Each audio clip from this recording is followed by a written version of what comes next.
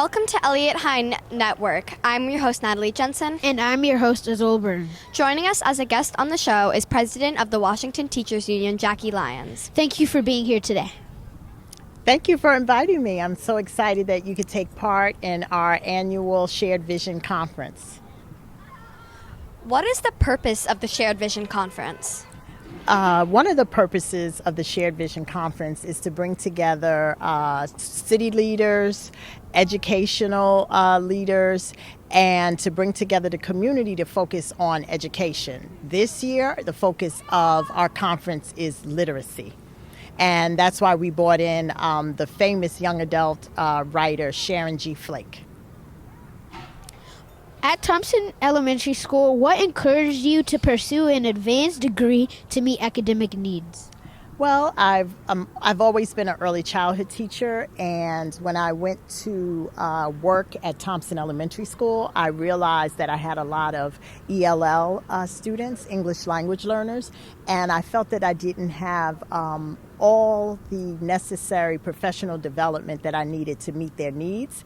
And I felt lucky and blessed that George Washington University had a program in bilingual special ed. And not only was I accepted into the program, anyone that went to the program at the time that I went also got to go to school to get a master's degree in bilingual special ed for free. And I think it changed my whole life. It gave me an opportunity to learn with my peers. And when I went back in the classroom, I felt that I could totally meet the needs of my students. As the Washington Teachers Union's president, what is your best strategy for overcoming challenges?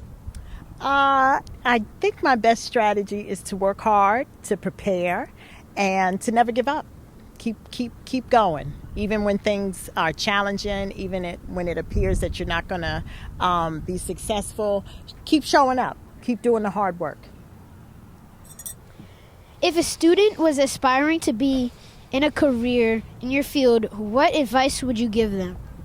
Well, I am, first of all, a teacher, early childhood teacher, kindergarten teacher, but I've always been a person who believes in the rights and social justice for all. So I kind of fell into the labor movement because of my sense of what's right and wrong.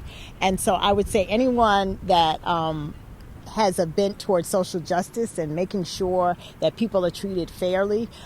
Union work is the best work for you, but at the same time that you have to know the labor movement inside and out. You also, because I'm a teacher, I have to know what to do and how to respect and work hard for my teachers. So you continue to be a good teacher.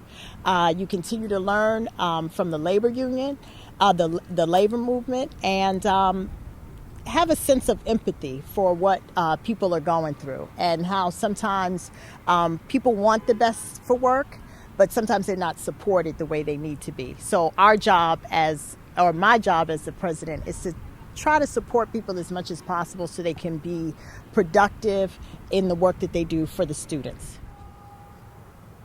Welcome back to Eliot Hine 1 on YouTube. I'm your host, Dallas Cruda. And I'm your host, Holden Martin. Joining us as a guest today is President of the Washington Teachers Union, President Jackie Lyons. Ms. Lyons, thank you for joining us. Thank you for inviting me. Glad you could be here today. Has there been a child that you could relate to or had a close bond with in all your years of working as an educator? Yes, I've had lots of students that I've created a close bond with, and one of the best things is when you're able to see your students that you taught in kindergarten grow, and particularly when those students that you love so dearly one day invite you to their high school or to their college graduation. That's so gratifying. Why is the Washington Teachers Union important for DCPS schools? Well, we play a crucial role in supporting the learning of students. Like right here today, we're here for our Shared Vision Conference. And during this conference, we invited the young adult, very famous writer, Sharon Flake, to come and speak to close to 180 students about why she writes and why she thinks that all students should consider a career in writing. This conference, again, was attended by lots of our DC Public School students, and it's our way of showing the city and showing everyone that this union is gung-ho and supports increasing literacy in our schools. We also support our teachers in their professional growth, and we support our teachers in getting the things that we know they need in their classroom in order to be successful in teaching their children and getting the outcomes that they need when they're in the classroom. When you were growing up, did you think that you would be the president of the Washington Teachers Union?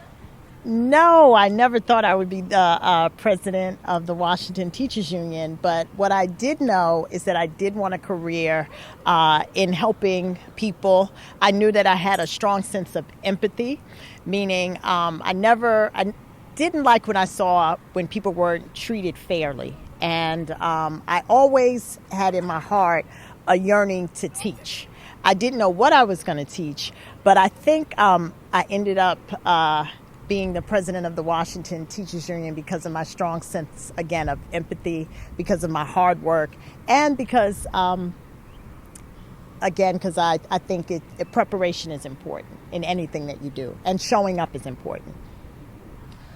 What made you choose the MLK Library for the Shared Vision Conference? Besides the fact that this is just a beautiful library, they have a wonderful rooftop.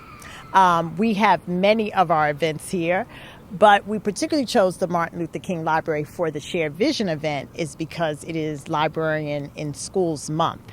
And we thought in order to celebrate our wonderful librarians, what better place than to come to the Martin Luther King Library, particularly on their rooftop. Ms. Line, thank you for joining us today on our show. Thank you so much for inviting me. This broadcast has been brought to you by the Eliot Hine Network 1 on YouTube, The Washington Teachers Union, and the DCPS Career and Technical Education. I'm your host, Dallas Kruda. And I'm your host, Holden Martin. Welcome to the Eliot Hine Network. I'm your host, Natalie Jensen. And I'm your host, Azola Burton. Joining us as a guest on the show today is award-winning author Sharon G. Flake. Thank you for being here today, Miss Sharon. Thank you very much. I'm grateful to be here. What inspired you to write The Skin I'm In? You know, I gave birth to a dark-skinned, beautiful baby girl. And from the moment she was born, I would tell her stories about dark-skinned girls that could fly, they could solve crimes, they could do amazing things. Because I wanted her to know that she was unique and special. And I just kept writing about other brown girls. And then one day I just started writing The Skin I'm In. What do you want people to take out of your book? You know what? That there are amazing young people who live in big cities, who happen to be African American, and people want to know their stories and read their stories, and people feel like they are transformed and empowered by those stories. So, What advice would you give to aspiring authors? you know, I would say write when you can, especially if you're young. Form a writing group so you can have a support system, but have people in that group that will give you feedback, but that won't hurt your feelings because they're being overly judgmental and critical. And thirdly, I would say they should read, because believe it or not, there's a lot of writing that you learn simply by reading different kinds of books and read different kinds of stories from people who live in different spaces and places and who aren't like you and some who are like you. Thank you for sharing. Have you ever felt like you wanted to quit, and how did you persevere through it? Oh my, yes. There was a span where I was sort of stuck. I was getting up and I was writing, but I was very judgmental of myself and very critical, and it slowed me down. How did I get past it? Well, sometimes you need to go get yourself some help. So I found someone who dealt with athletes who were stuck, and she said something that seems to be very simple, but I hadn't thought of it, and it was, you can't control whether you win awards, you can't control whether people like your writing, but you can control whether you show up to write.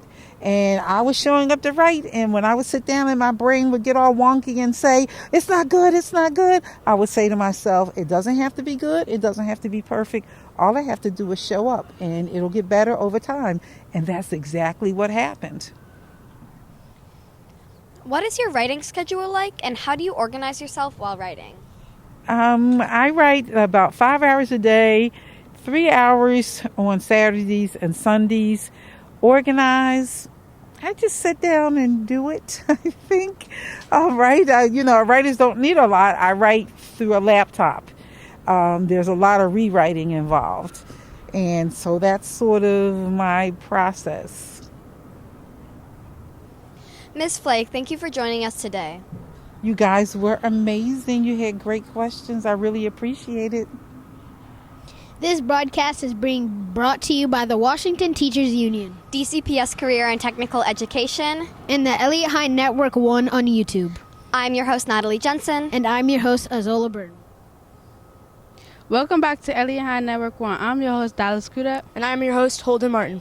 Joining us as a special guest today is award-winning author Sharon G. Flake. Miss Flake, thank you for being here. Thank you for having me. Thank you. Along the way, were there any people who doubted or disagreed with the message you were trying to convey to the readers? And if so, how did it affect you? You know, I've been really lucky because most people really appreciated my novels. I think sometimes people might have thought, oh, this book might not be challenging enough for my readers. And I try to tell people I write simplistically complex work so that the books that might be used for special needs students are also used for gifted students, right? And they both get equally challenged in different kinds of ways.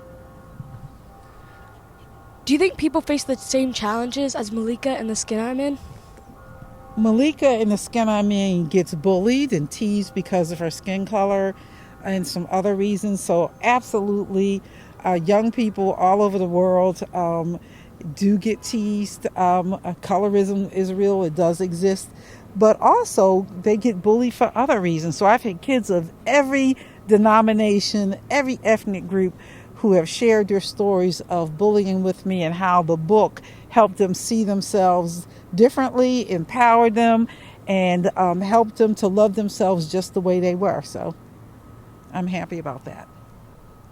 As a book author, did you ever let people's opinions and perspective have an impact on your work? You know, I always tell people probably I've always been my biggest critic. And so I've had to walk that thing out, and that's why I'm so open with young people about it, so that you guys could work through your stuff in that regard. And so, again, not a lot of criticism for most of the work. But, you know, if I get some, I just consider it to be part of the business, and I keep moving on. That's all you can do. What inspired you to become an author?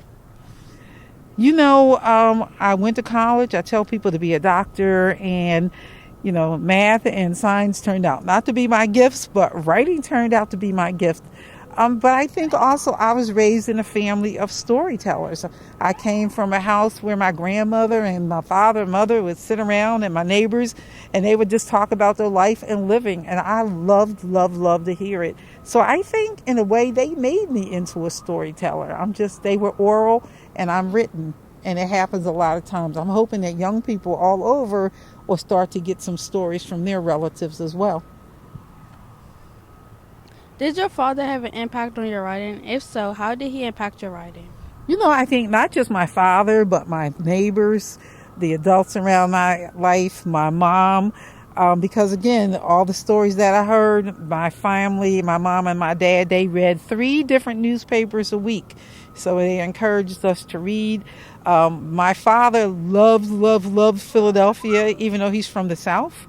And so I think his love and my mother's love of our community helped to shape my books in terms of being from the city and just loving being there. So yeah, he had especially an impact on one of my books called Once in the Blue Moon, because one day my father told me that he was, if he could have done anything in life, he would have been an astronaut, an astronomer.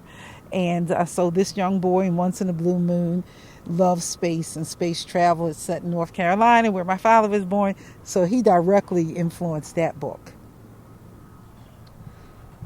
How have the challenges you overcame while writing The Skin I'm In changed you?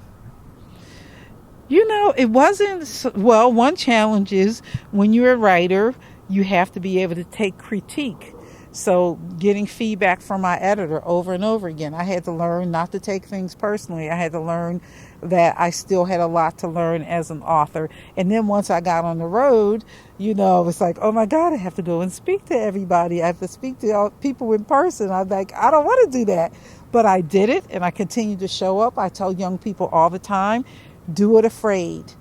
Because if you do it long enough, then you'll learn to show up, and you'll learn to tell yourself, even though I'm nervous, even though I'm scared, it's going to be all right, and I'm going to do better the more I do it.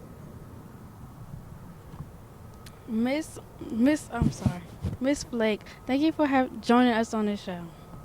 Thank you. You guys are remarkable. Thank you. Great job. This broadcast is being brought to you by the Eliot Hine Network 1 on YouTube DCPS Career and Technical Education and the Washington Teachers Union. I'm your host, Dallas Kuda. And I'm your host, Holden Martin. Have a great day. It's Jacqueline Pogue Lyons, and I am president of the Washington Teachers Union. And again, I want to welcome all of you here. We are so excited that we were able to get everyone here together, especially because we know it is Librarians in Schools Month. And so we always want to celebrate our librarians. And as the Washington Teachers Union, we are gung-ho and always excited for any time that we can promote literacy. And at the same time, we're also excited when we can promote literacy and have fun. I'm not going to do a lot of talking. I know my staff is going to be very happy about that I'm not going to do a lot of talking, because it is about the students and the kids today. And it is definitely about Sharon Flake, our author who is visiting us today. But I would be remiss if I didn't thank some of our partners. First and foremost, I would like to thank the WTU staff. All of this is possible because of them. I particularly, and you can give them a hand, I particularly want to thank our General Vice President, Regina Bell. I would also like to thank many of the staff members who are behind the scenes, like Mike Rowland. I would like to thank Carlton Nettles, Zaire Gillespie, Lee Taylor-Nelms, our communications person, Louis Blunt. I definitely have to give a special thanks to Charmaine Wilkes, who is on our membership and benefits office, because if it wasn't for her, you wouldn't be looking at this wonderful woman today. She made it possible that Ms. Flake could be here because she's very good at keeping connections with people and keeping in touch with people and being very kind and generous with people. So that's why she's here today, and we are grateful to Ms. Wilkes for that. Also, want to thank many of our partners who are here. We have our partners from our law firm, Robert 80s. Always got to give a shout out to the law firm. Thank you very much. We also want to give thanks. I think President Epps from the Metro Labor Council was in here, but he is always very busy, like all presidents of labor unions are. And of course, I'm looking around. Last but not least, and you all better give a good shout out for this, we want to thank your teachers and your chaperones for bringing you here today. Can we give them a hand? Because they have to do a lot of work behind the scenes. We also want to thank another brother and sister in labor. We have Myrtle Washington, who is here, and she is the leader of the Substitute Teachers Union.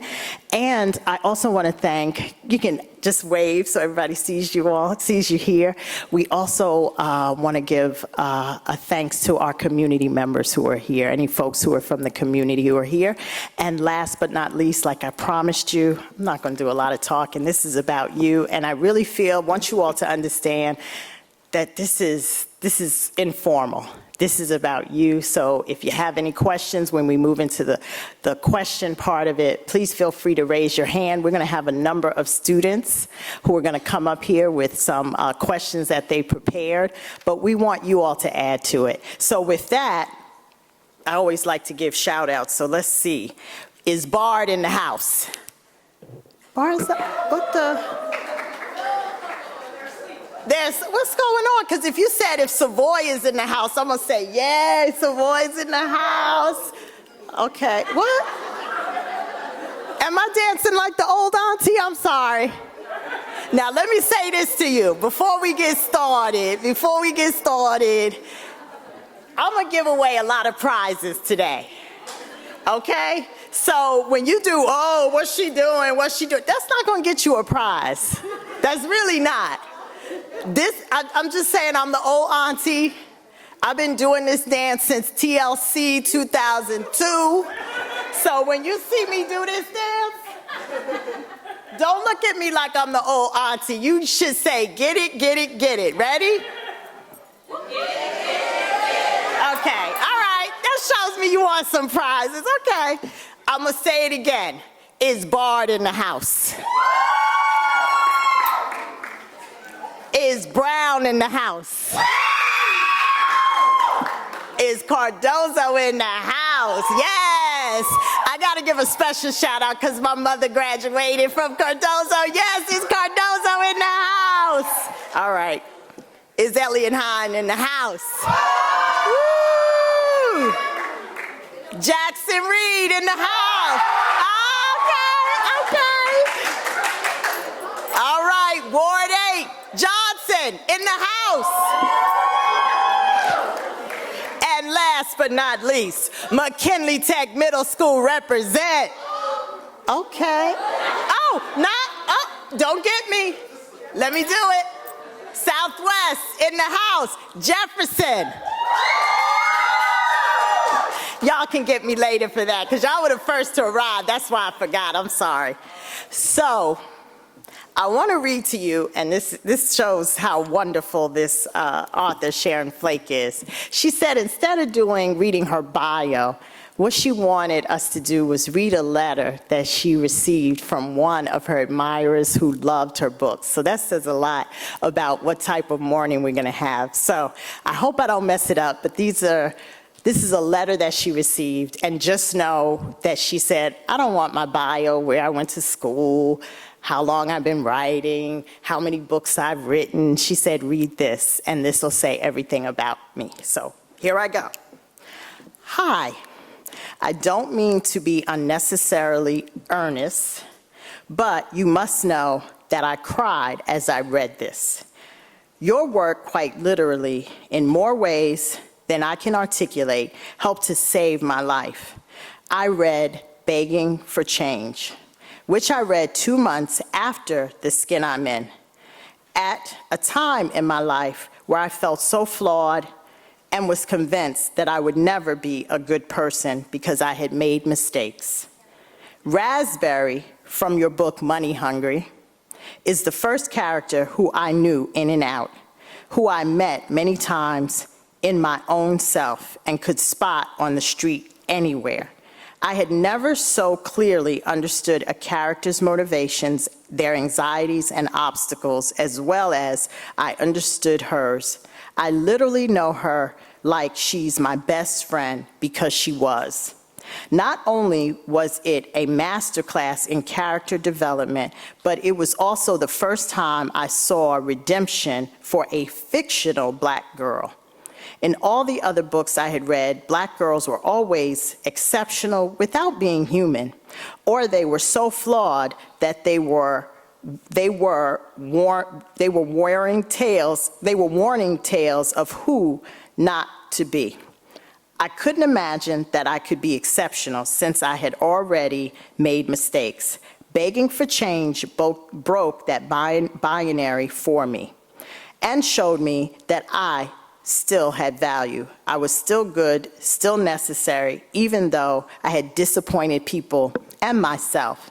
It showed me that the things I disliked about myself were traits for someone who would grow up to be tough, generous, and honest. I cannot thank you enough. My distinct sense of self I borrowed from your characters and then found my own way to live with them as proxies. Malika taught me to affirm myself and stand up in it, thus standing up for myself. Raspberry taught me to forgive myself. You got me reading, and you got me going. So without any further ado, I would like to introduce Sharon G. Flake. Thank you.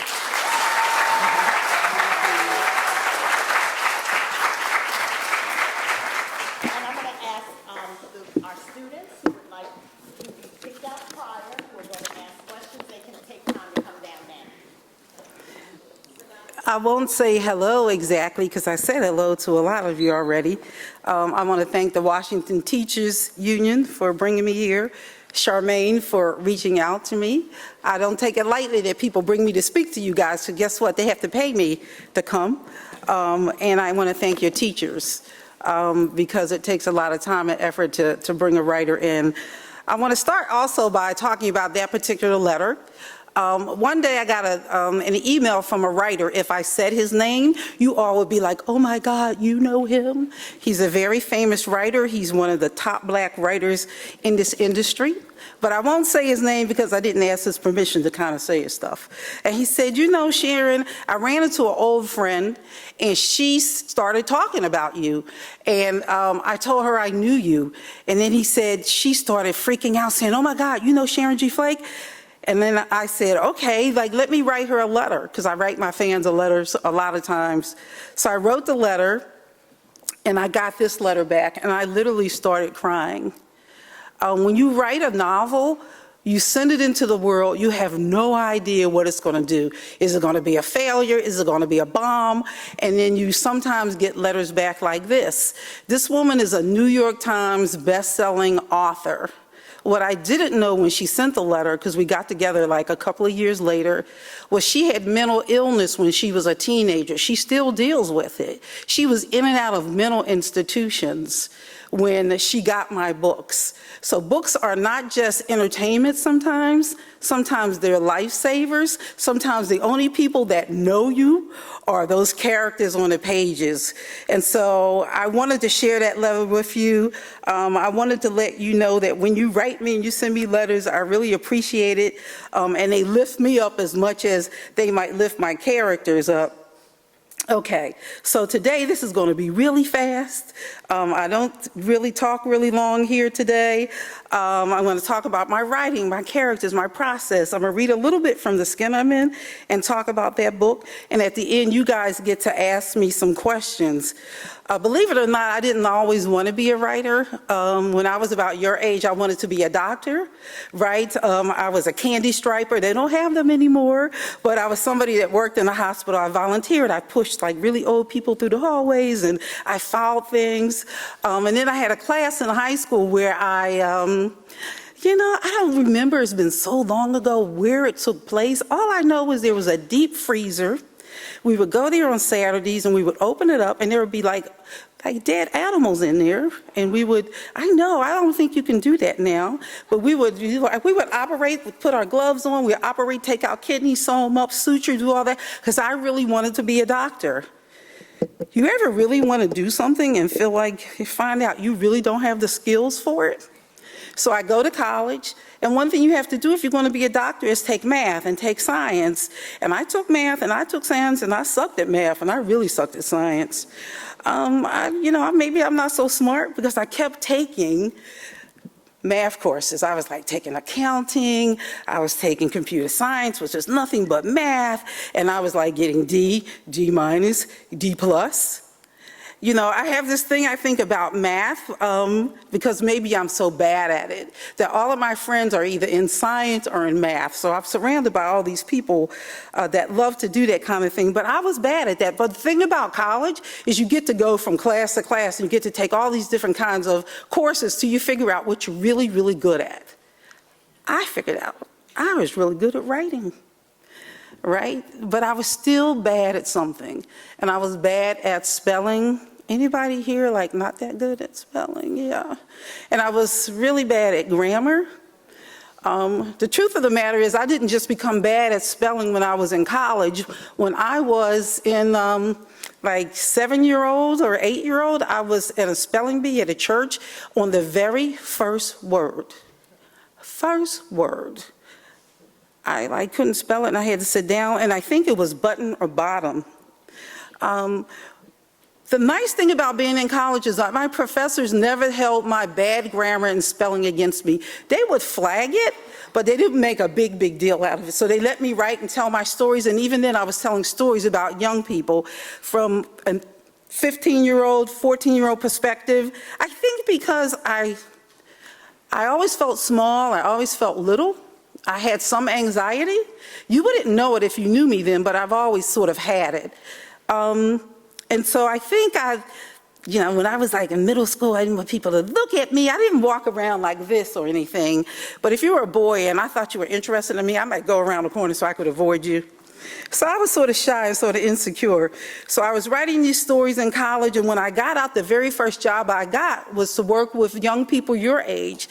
They were about 15, they were about 16. It's not exactly the kind of job you think I would have, but I was really, really good at that job. So if you were there, it was a facility for kids who couldn't live at home. Maybe you had been assaulted. Maybe you had beat somebody up. Maybe somebody had hurt you. And if you were a baby, or if you were 16 years old, 18 years old, this is where you went. There were little cabins and cottages. And I had the job of waking you up in the morning when you didn't probably want to wake up, but I still had to wake you up, right? I had to get you off to school. I worked with all girls, and and there's always girls just guys not too far away. So the boys' cabin, I remember being in the window with a real big broom, making sure that day that the boys didn't bust in. And I did a very good job. They didn't get in that day. That was my job. And what I would do at night, you're probably thinking, she went home and wrote stories about kids, but I didn't. I went home and I read grammar books. And I went over this one book over and over and over and over. And it's like you cut my head open and all the information toppled out. I know now, and I think, I was never tested, I probably have a learning disability, that even when I write my own work, it could be 20 pages, 50 pages, 100 pages, and I read them, and it's like I didn't even read them. It's like I didn't write them because I can't even remember having written them. And when you have that kind of brain, sometimes you don't think that you're very smart, but I am very, very smart. So I'm here to tell people who think differently, who look differently, that there's a place for you.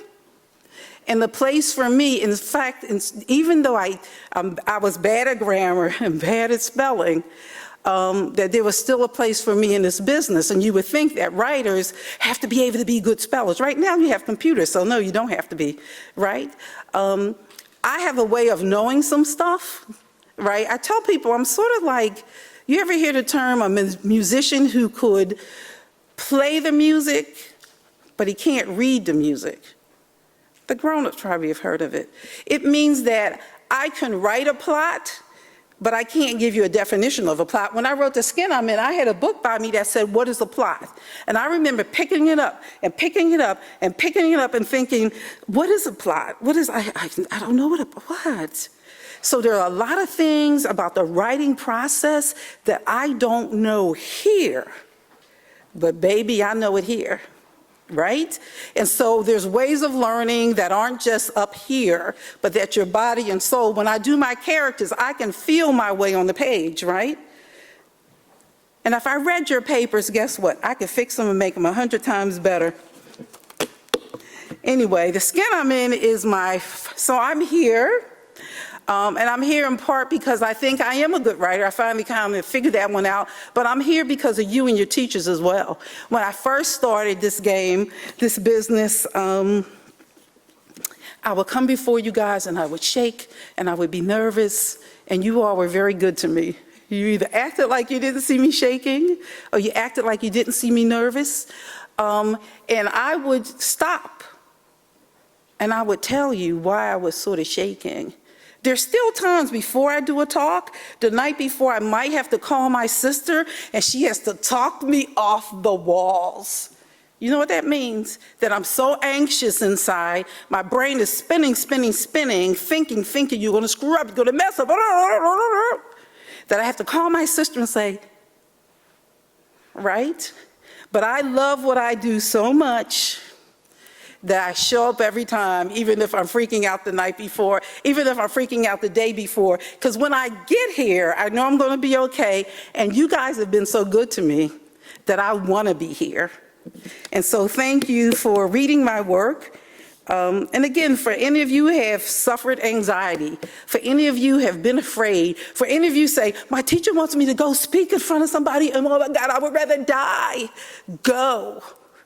Go afraid, go scared. If I didn't show up afraid, I would never have done anything in my life because I've always been afraid.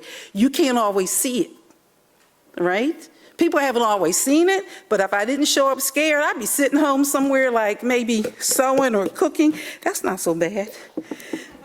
Cooking's not so bad. But anyway, the first book I wrote was The Skin I'm In.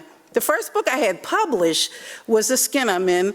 I wrote it when I was like maybe 40. It came out when I was 42. I gave birth to a dark-skinned, beautiful baby girl, and she got me going the way that writer said I got her going. So from the minute my daughter was born, I sort of straightened up, right? I already had a job, I was working, so it wasn't that. But when I would write, I might write today, I might write a short story today, I might not write another short story for 3 weeks or a month or a year. But when Brittany showed up, all of a sudden I was writing all these picture books and all these short stories, and I started telling her stories about dark-skinned girls. They could fly, they could solve crimes. One girl had long braids and she had beads, and when she would shake her head, bling, bling, bling, bling, bling, she was going to go solve a crime. And she grew up on those stories. But it wasn't until the book came out, again, for the people who haven't read it, The Skin I'm In is about a dark-skinned girl who gets bullied. It has to learn to like herself just the way she is. She has to find her voice. And that's the book that so many young people read and started telling me, this is my story. I'm being bullied because I have dark skin. But I read your book and I love myself now just the way I'm in. Or I'm being bullied because I'm overweight. You know, early on, a Caucasian boy came up to me and said, this is my story. This is the book. And I'm looking at him thinking, how is this your story? But he was overweight. And I thought, oh, you're being bullied because they don't like your body. Right? Then a boy in Boston came up to me and said, Miss Flake, I started a group called The Skin I'm In for gay students. So all of a sudden, it's this book that all kinds of kids from all kinds of backgrounds are reading it. But black kids and black girls especially really, really took to the book. They took to it so much that, about 4 to 6 months ago on Twitter, somebody put the jacket up and 678,000 views in 30 hours. For people who had grew up on the book, they were in their 30s, some of them, and saying, I bought the book for my baby. I read the book all the time. My fifth grade teacher bought the book for me. I'm going to read you a little bit, and then I'm going to talk about my process with the book. It's still my biggest selling book. It's 25 years old. It's sold on 6 continents. I'm on the first page in case anybody wants to follow me a little bit. The first time I seen her, I got a bad feeling inside.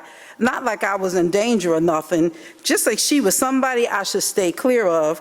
To tell the truth, she was a freak like me, the kind of person folks can't help tease. That's bad if you a kid like me. That's worse for a new teacher like her. Miss Saunders is as different as they come. First off, she got a man's named Michael. Now, who ever heard of a woman named that? She's tall and fat like nobody's business, and she's got the smallest feet I ever did see. Worse yet, she got a giant white stain spread halfway across her face like somebody tossed acid onto it or something. I'm skipping to another page. Miss Saunders comes up to Malika. She takes a liking to Malika. She thinks, and then she goes away, and John, who likes to tease Malika, says, Miss Saunders says to her, I see your skin is beautiful like a blue-black sky after it's rained and rained. No, that is not an actual poem. I made it up for the book. I say that because I used to have teachers write to me and say, we want to know where we could find that poem on the internet. Anyway, when she's far enough away, John says to me, I don't see no pretty, just a whole lot of black. Before I can punch him good, he's singing that rap song, Malika, Malika, ba-boom, boom, boom. We sure want to keep her, ba-boom, boom, boom. But she's so black, ba-boom, boom, boom. We just can't see her.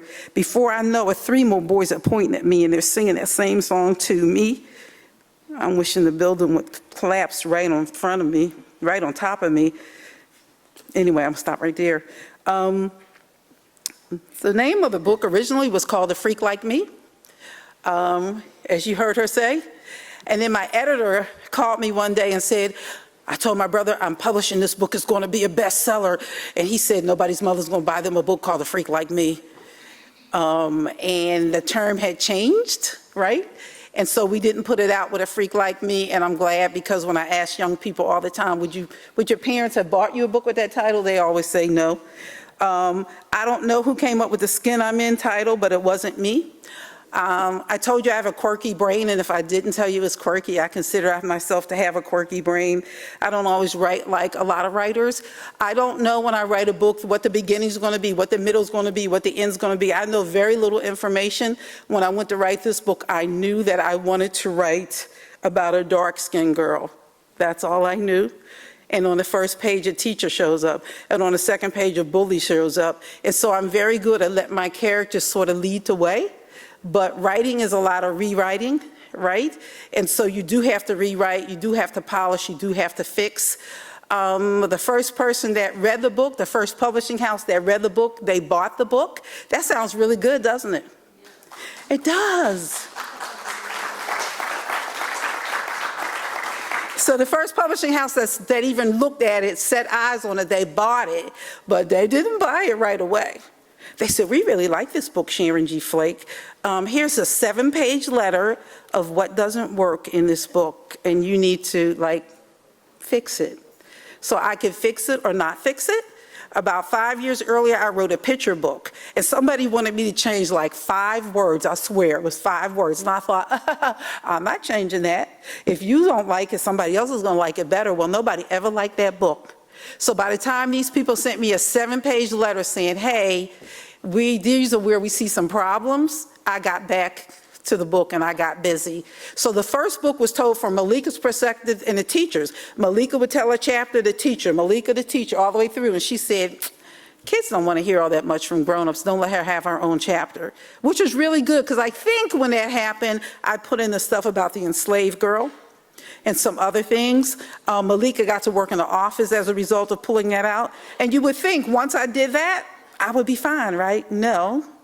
They sent me another letter saying, we love it. However, here's a 5-page letter saying what doesn't work. And so I had to go back and I had to refix that and make that better. And so over time, it got put out. Sometimes you ask me how long did it take me to write it. It took me 2 years. You all look at me and say that's a long time. One of my books took me 5 years. But when nobody's waiting for the book, it could take 1,000,000 years. So nobody was waiting for it at first. So I kind of sort of took my time. I would get up 3 o'clock in the morning to about 4 or 5 and write. And mostly I got up at that time of day because I had to go to the bathroom. And so that became my writing time. And then I took my daughter to school and took care of business from there. How much time I have? About 5 more minutes? Okay. I'm trying to think of what else in terms of my writing process. If you look at my books, you're going to find a lot of things. You're going to find Black people, especially. I grew up in an all-Black community in North Philadelphia. North Philadelphia is the type of community that people might read about on the news sometimes. And it's not always nice. And when you live in communities like that, people think some kind of way about you and where you're at. And they think maybe you don't want to be there. I loved where I grew up. I'm there all the time. I'm in Pittsburgh, but I go there all the time. I lived on a very small street where everybody sort of knew my name. And when people told me if I had to go back in the house, Miss Connie across the street could tell me to go in the house, because you know your mama's at work and she told you not to come outside. So I grew up in that kind of neighborhood, and I knew I would see people either walk past, because there was a big facility not that far from us, or entertainment facility, and people would walk on our block and they wouldn't expect it to look a certain way, right? Or people would pass by on buses. And I would look at them and I'm like, you don't know us. You don't know me. You don't know what my life is like. I love my life. It didn't mean I grew up in a perfect household or a perfect life, but that was my story. And so when I tell my stories, my characters are Black. The school I went to, except for middle school, was all Black. And the neighborhoods are Black. And so the good guys of my books are Black, and the people that are villains are going to be Black, right? So I'm going to have a combination. And I'm always trying to say something to tell an interesting story. I'm easily bored when I read, so all of my books, at least that first line, I'm trying to hook you in. For this one is the first time I seen her face, I got a bad feeling inside. I have a book called Bang. The first line of that book is, you know, they kill people where I live. So every first line, I'm trying to hold you from the first line to the last line, right, to the end of the book. And just to remind you that African American people, people of color, live all kinds of different lives. And people, I almost always write about the city. Almost always writing about the city. So it's good when I hear some people say, I never saw a black girl on the cover of a book before I read your book. I never heard my voice or my story told before I read your book. Anybody want to be a writer? Thinking about a writer? Just real fast, what kind of writer? Just shout out. Shout it out. Shout, shout. Come on, people, you slowing me up. What kind? Romance, okay. Anybody else? Poetry. Well, you know who said poetry? Raise your hand real fast. I just had a book of verse out in last year. Right now, poetry as a form of telling a novel story is really, really hot. So don't just think about telling poems as individual poems, but think about them as poems that end up being a whole novel and tell a whole story, okay? Anybody else? What kind of stuff you want to write? Excuse me? Sports. There are not enough. I have a book about a girl wrestler. I think she's the only black girl wrestler character in publishing. So there's clearly not enough sports out there. Right now, the children's publishing industry is like the hottest part of publishing. I'm being taped, but I'm gonna say it anyway, which is why a lot of rich and famous people are like doing stories around kids.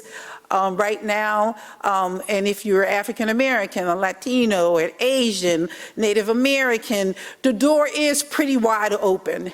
And so it doesn't mean you're just going to walk in and okay, but it means that this is around the best shot that you have of getting your story told. People will read your stories, people from your community. My readership is like all over the world, so all different kind of people. I'll just say this and I'll sit down. Think about it. Malika is a black girl who speaks African American English and lives in a black community, and her story is read all over the world. And so people are saying, I see you, I hear you as a character, and I am you. So many different people are from different cultures saying, you know what, I have a different sort of story, but it lines up with hers exactly. I'm going to sit down. My name is Sharon G. Flake. I'm trying to get my TikTok numbers up, so if you're in TikTok, you should follow me. Thank you. And also, lastly, if you have a question for me and you were too shy or whatever to ask it, just go to my website, Sharon G. Flake. I'm literally getting mail from there every day, and I'm on there all day long. So if you email me today, you are likely to hear from me today or no later than tomorrow. So feel free to reach out. You guys have blessed my life. Thank you.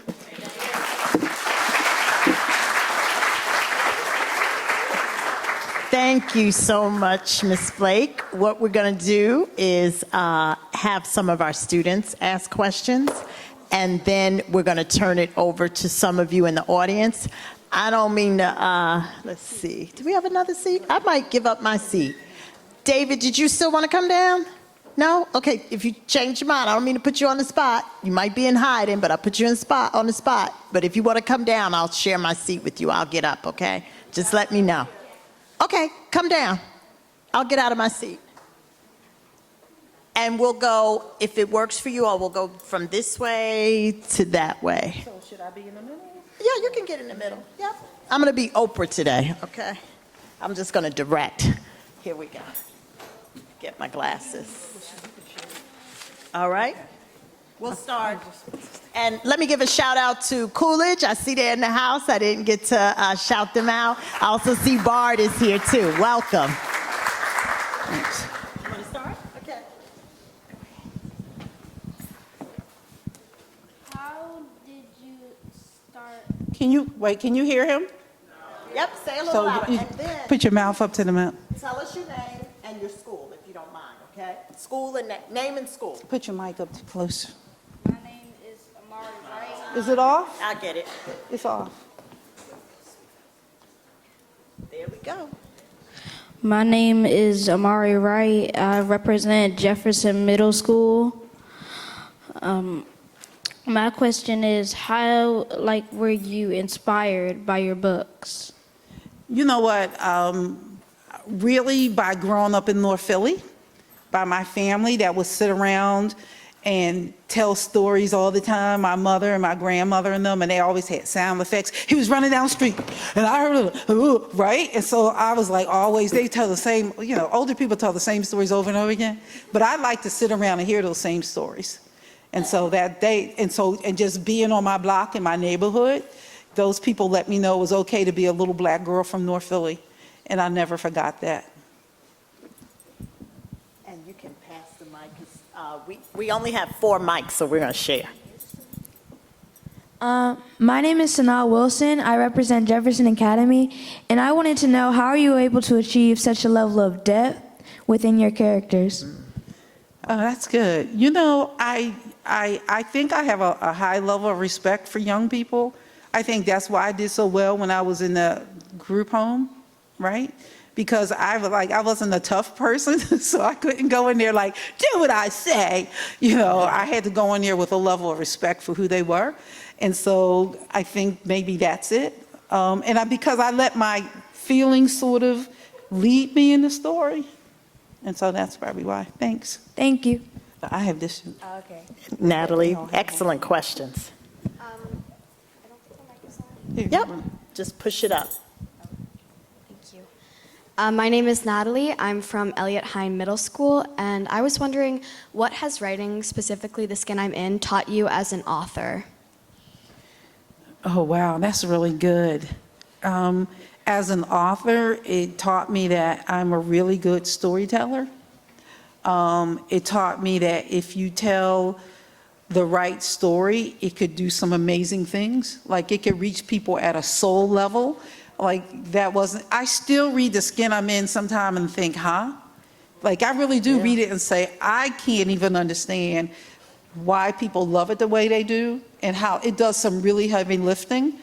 And it also taught me that you could be a good writer and not move people. Because writing isn't just up here. Writing is writing, music, dance. It has to come out of your soul. And so, did I answer your question? I talk a lot.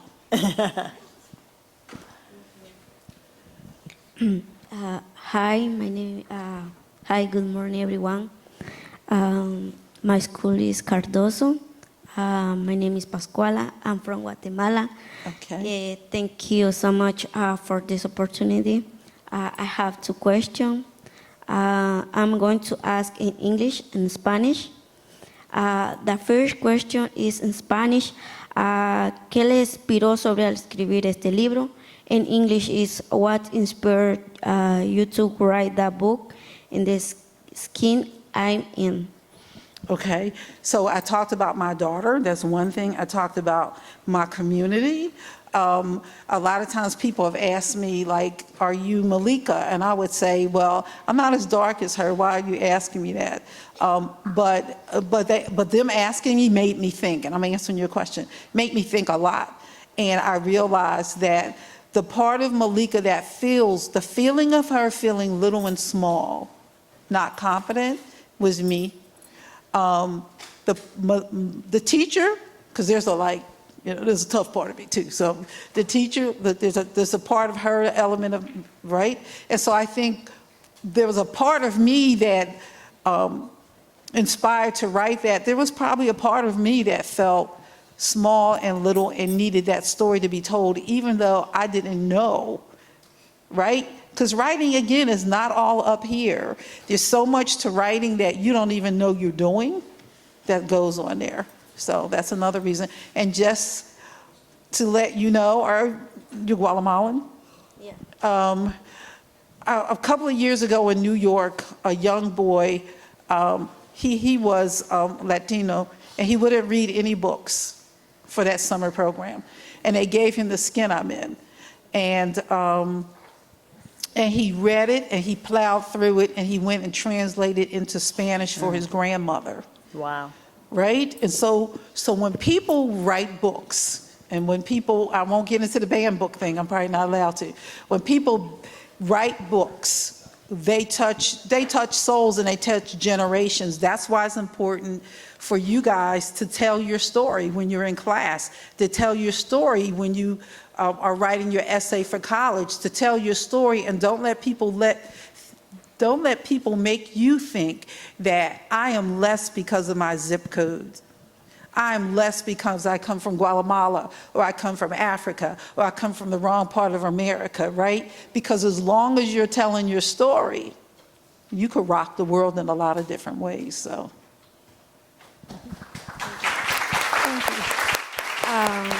The second question is in Spanish.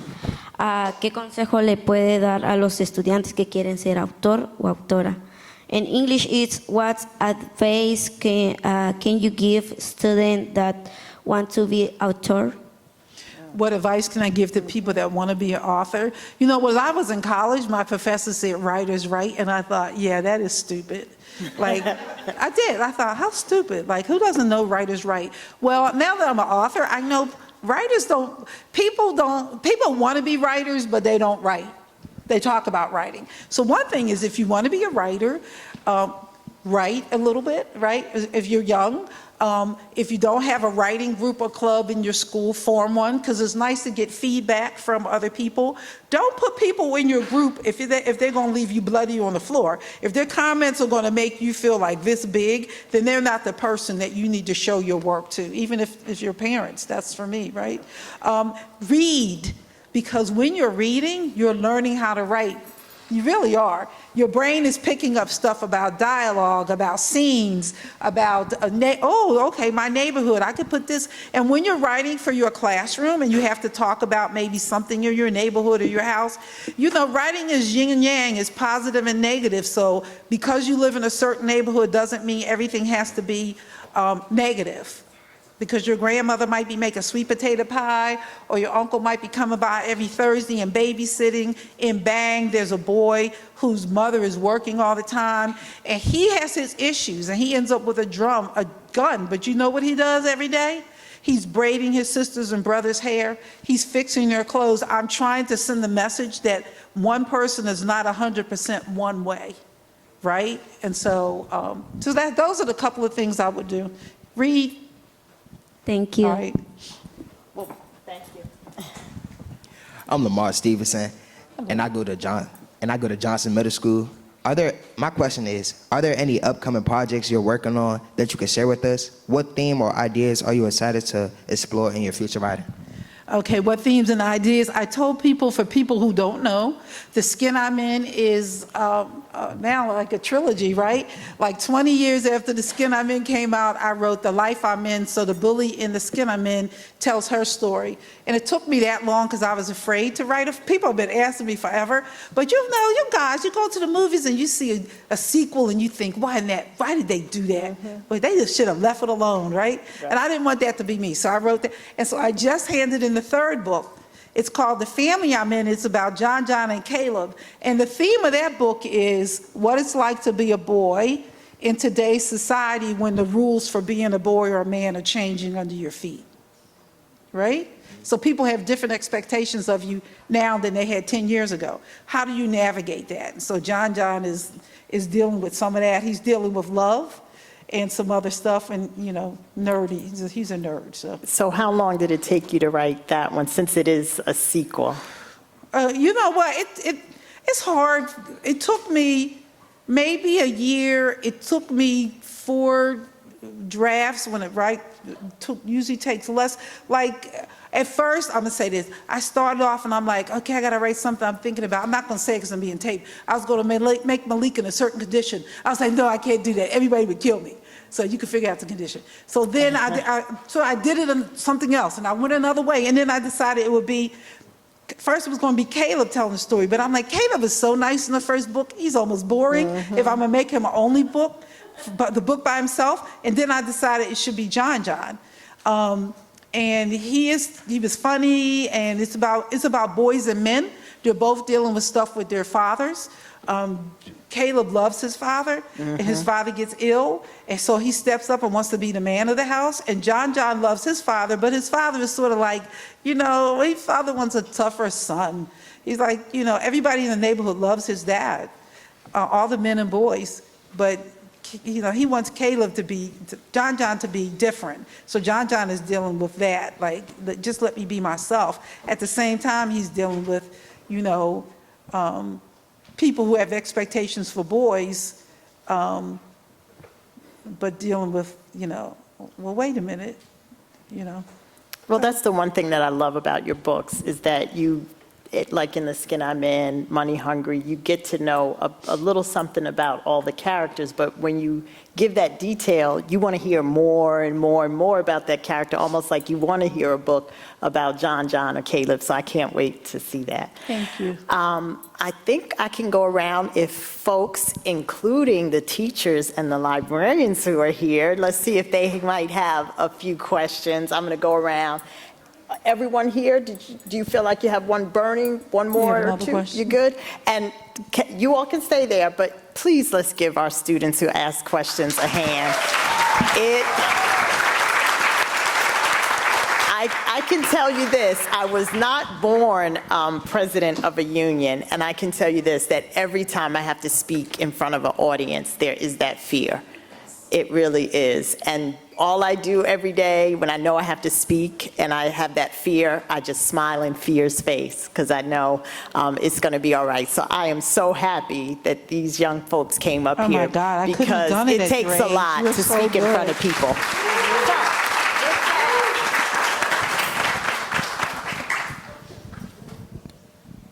And I can tell you, speaking in front of students and kids, they're my favorite people to speak in front of them. Any questions? Teachers? Put your hand up high, because I told you I'm the old auntie. I can't see. Here we go. Hello, my name is Christian from Brown Education Campus, and my question is, do you write to inspire, or do you write to share your experience? That's a good question. I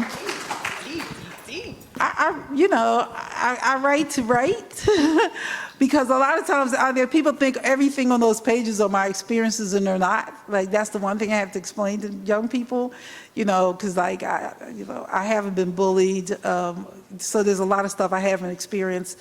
But do I write to inspire? When I'm writing, I'm not thinking about inspiring like that, right? I think if you have that, like, I'm gonna write an inspirational book, like maybe you might not be able to produce something that's heartfelt.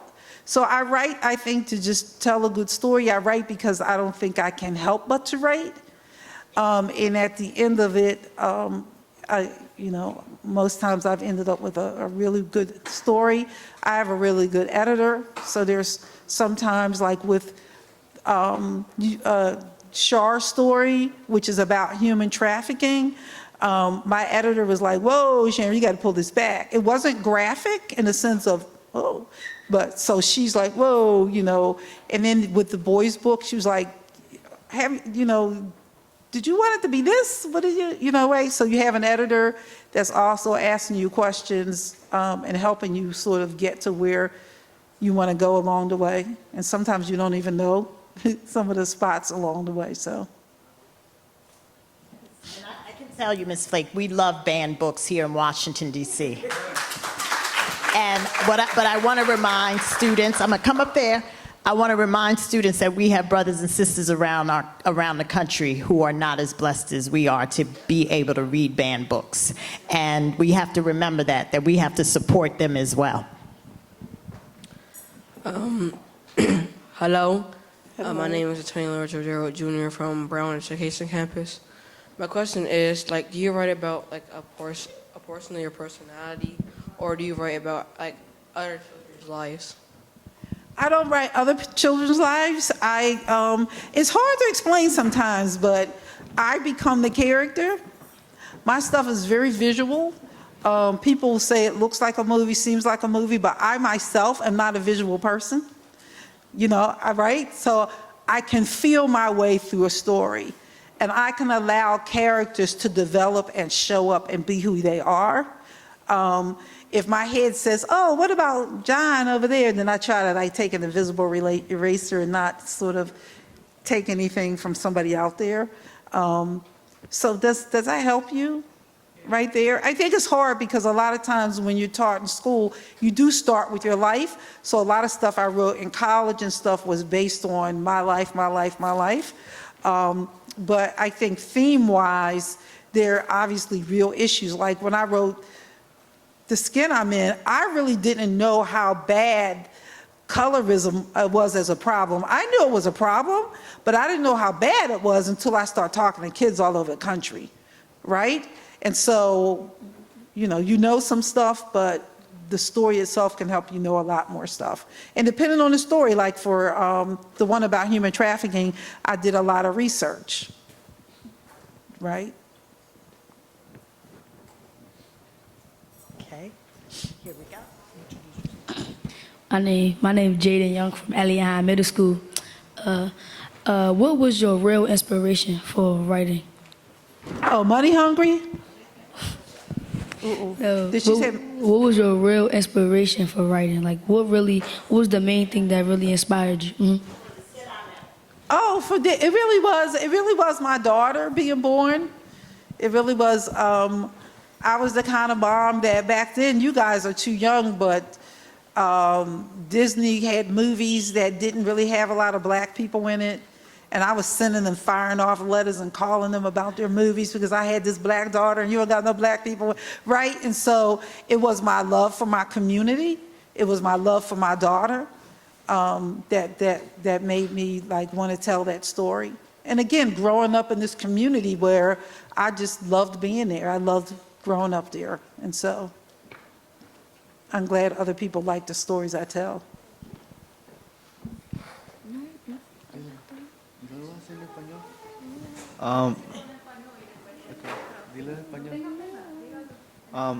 She had a question. The question was, how is the process to live your dream like as a doctor and be an author? I heard doctor. How was the process for what? To live your dream as a doctor. You said you want to be. Oh, how was it to leave the dream as a doctor? Well, you know what? I was like probably 21 or maybe I was like 19. That process was easy when I got enough D's. It was easy because I realized that I couldn't be a doctor unless I could figure out the math and science. And part of the D's was I told you the kind of mind I have. If I couldn't hold information in, every time I approached my chemistry and my math, I was starting at zero because I couldn't remember the algorithms and right. So that part was easy. But you're at a university. You could just say, okay, let me take this over here. Let me take this over there. And I think once I started writing and was having success with that, then it felt like a good transition. I don't know what I would be doing if I didn't do writing. Good morning. My name is Lonnie Hammond from Brown Education Campus, and I just want to publicly thank you for your works. As an educator, it was 2000 I first started teaching the novel The Skin I'm In, and at that time I was teaching at Burney Elementary School in the Berry Farms neighborhood, and a student that I remember clear as day, her name was Brittany, which is ironic now. Your daughter's name is Brittany. My daughter's name Brittany. Brittany, that year I taught The Skin, and I've taught The Skin I'm In every year since 2000. I've taught it in Ghana. I've taught it around the world. I teach this book every single year. And Brittany, about last year, found me on social media and sent me a message because at that time, she's now a mother, and she was going through some of her boxes, and she came across the copy of The Skin I'm In that I taught her in 2000, and she publicly thanked me because Brittany was Malika, and now she's a mom, and she still holds this book dear and near to her. So just thank you for your work. It's touching lives around the world. Thank you. Thank you. And thank you to teachers who have kept the book in their rooms for like 20 years. So even there's like 1 million copies of The Skin I'm in print, but I tell people it's more than 1 million people who have read it, because a teacher might keep that book in her classroom for 5 or 10 years. Librarians, my books are stolen a lot, which we all agree is a good thing, because if a kid steals a book, it means they really like the book. But librarians and teachers have had their books stolen and replaced it with their own money, because they believe so much. Is this right there in the back? Because they believe, and you cannot, I can't emphasize it enough, you can't write a book and say, this is what I want that book to do. There's something else going on with that book that doesn't even all have to do with me, right? It just sort of, people just take to it, you know? And here's what I think it is. I think Malika is so honest with her story. She's so vulnerable and truthful that young people read it and say, wow, I thought I was the only one that was teased because I was dark-skinned, or because I lived in the wrong neighborhood, or because my father was this or my mother was that. And to have those characters in all of my books tell you what their lives are like, I think that's why teenagers, because it rings true to them. And one thing I think I didn't say maybe is, when I write as a writer, I try to disappear. So if you look at the language, I tell people I write simplistically complex, which means I try to erase myself. The language that maybe some writers would use, that teachers might even want you to, so it's a higher level reading level. If I don't think a teenager would say it, for the most part, I won't use it, so that you don't see me and my technique, but you only hear from that student. And so that's when I get young people saying, did you interview a kid for this? Like, it's like, did you copy somebody's words down there? And I'm also about 15 inside, which is hard for my daughter, who's 36 and would like a mother who is like acts her age, which is 68, but you know, what can I say? We're going to take several more questions. I want to let you know that not only did you get a free copy of The Skin I'm In, but we're going to give you time to pick out another Sharon G. Flake book to take home with you. Want to let you know that these books are courtesy of the Washington Teachers Union. Yay! More folks. The American Federation of Teachers and First Books. So I want to leave time so you can come through, pick up your book, and, you know, say a few words to Ms. Flake. So I'm going to take in several more questions. And TikTok, get me on your TikTok. Hi, my name is Jalea from Brown Education. Oh, I can't hear you.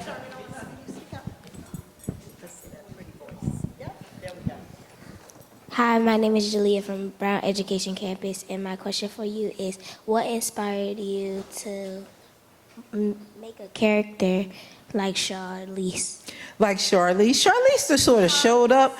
Well, Charlize is the bully in The Skin I'm In. She showed up, and a lot of people don't like her, but they have asked about her over all those years, which is why she's also the lead character in the next book. Charlize is named after a friend of mine's daughter, because when I'm naming characters, like, you know, characters show up, you got to call them something. And right before I got published, I said, okay, well, I named this character after your daughter, and she's not so nice. She said, oh, that's okay. Don't worry about it. And then it came out, I was like, why you name that girl after my daughter? So yeah, she sort of just showed up, and you have a choice as a writer. Am I going to let her be who she is? Sometimes characters take over books, and you have to say, girl, no, this is my story. You cannot have it. And sometimes you just let them go. And if you read Charlize, she goes through a huge transition in the next book, but it takes her a while to get there. I'm going to go to my friend over here, and I'll come right back to you. This is his first time asking a question, and I'll come back. Hello, my name is Donovan Birch from Johnson Middle School, and my question to you is, do you think The Skin I'm In is your favorite book that you wrote of all time? You know, it might be. It's everybody else's favorite book. I think it's one of my, it's a close second in terms of best, close to the best written The Skin I'm In and The Life I'm In. I think I'll never be loved for another book the way I'm loved for that book. So that makes it hard sometimes, you know what I mean? You're doing other books, you're like, all right, Malika. But, yeah. I'm loving Money Hungry. I'm sorry. That's my favorite. There's some I can't people, help they it. love, I I'm going to say Money Hungry is my second one that people really, really love her. Hi, it's me again.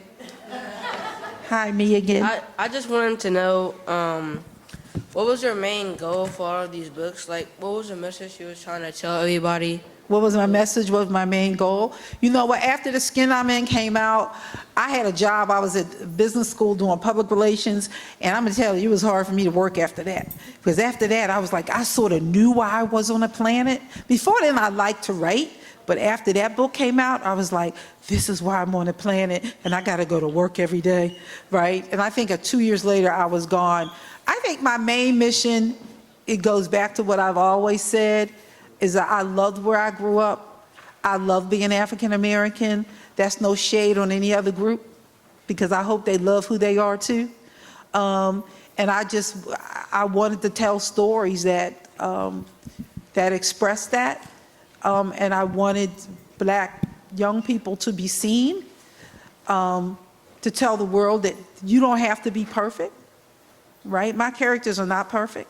They're going through stuff, because we go through stuff in life, but they have a lot of amazing traits, and they always, always have somebody that's got their back in that book, whether it's another kid, but adults.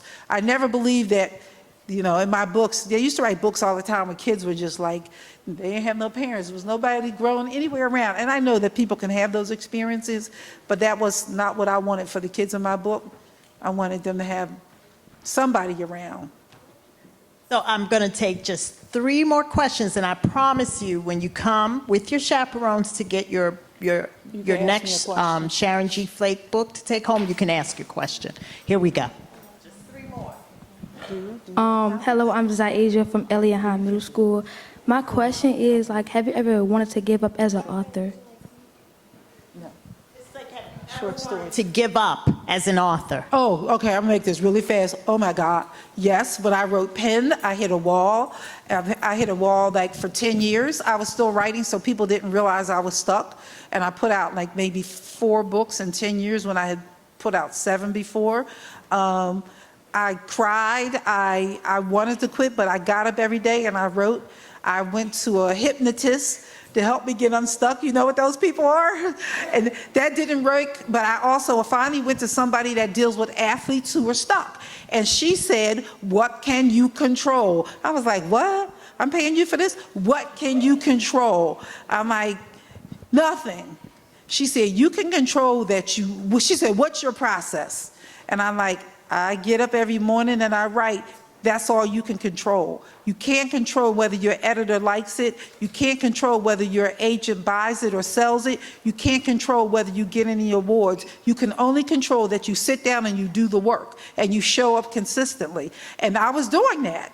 And guess what? That helped me, because when I was writing Char's story, when I was writing this book, and my brain would say, oh, you're going to mess up, you're going to fail, you know, you've been stuck. I would say, what can you control, Sharon? I can control that I sit down every morning and I write, and I can't control all that other stuff. So for you guys, all you can control is that you show up and you put in the time, you put in the energy, and you do the work. If you do enough of the work and you do it consistent enough, you will get an A, or you will get a B, or you'll get the hoops or shoots or whatever it is, but you got to show up and you got to do the work. And even though I was not good at spelling and grammar, I'm good at showing up.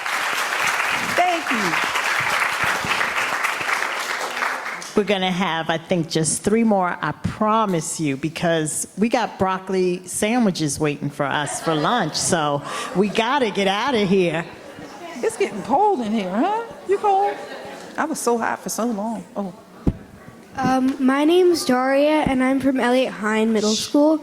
And I was wondering, what made you decide to become an author? Like, why did you become an author? I don't think I made a decision to be an author. I think I was born to be an author. I really do. I think that all those stories that my parents and them told all the time, they were already like planted in me. And so when I started taking classes, it started, you know, that's what I think that was my destiny. And I just headed in the right directions. Hi, my name is Summer and I go to Jackson Reed. And my question is about The Skin I'm In. What or who inspired you to write the character of Miss Saunders? Oh, Miss Saunders. You know what? Real fast, I was writing a story, a picture book.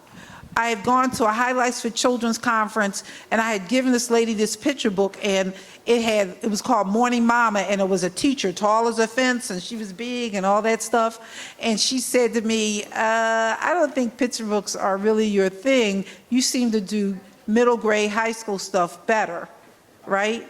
And so I was focusing on that and I took that teacher, I believe, and she came from there. Ms. Saunders is coming from corporate America. She did public relations. I did public relations as a career. And she's sort of no nonsense. And I could be no nonsense when I want to be. And so she showed up, I think, because I had already done sort of a similar person in another book. My name's Liam Stone. I go to Jefferson Middle School. And my question was, what's your process for doing research for your books? Well, for early ones, there wasn't really any it wasn't any research, believe it or not. Believe it or not, it's kind of quirky. I do research after I've written the book.